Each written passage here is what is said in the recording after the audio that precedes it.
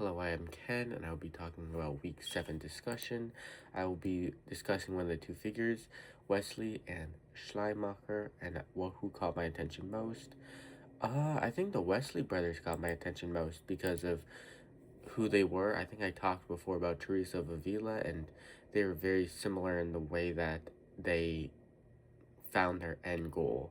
Their end goals are very similar. The Wesley brothers were two students, and they were very diligent and methodical. I think later something about Methodist, and they had a very methodical and planned out way how to pray and learn the Bible and live their life. And I think at one point, I don't remember specific dates, but I think one of them felt like they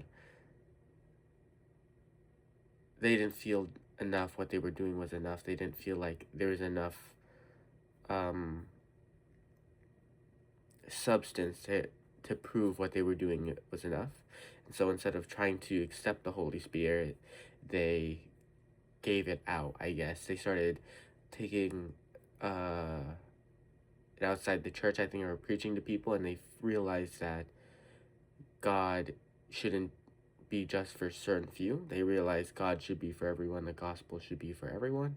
And so regardless of location, people, who anybody was, all they wanted to do is share the gospel, and they wanted to share their faith with other people. And I think that's very cool. I think that's very out of what the church at the time would like, especially with hierarchies and how people felt like the higher you went up the church, the more close you got with God. I think they wanted everybody to be close to God, and I think that was also a very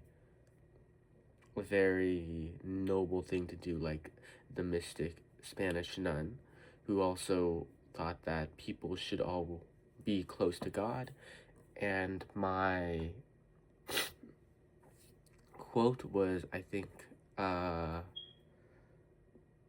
the nature of the Wesleys. It says, the Wesleys sought to recover the vital religion of the heart, emphasizing that the Christian life is not merely about correct doctrine, but about a transformative relation with God. And I think that is a very big picture with many different theologians over time, especially, I think, theologians past the 1600s.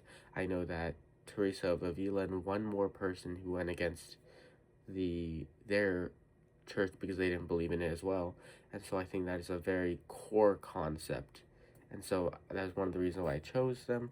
And they are very connected to pneumatology, the study of the human spirit. And I think they were taught that the Holy Spirit provides like an assurance that what they're doing is right.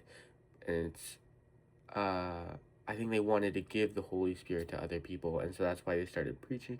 And so their way of understanding the pneumatology is more applicable instead of a theological or like a theory or understanding. It's more like they wanted to give it out to create that feeling of assurance. Thank you.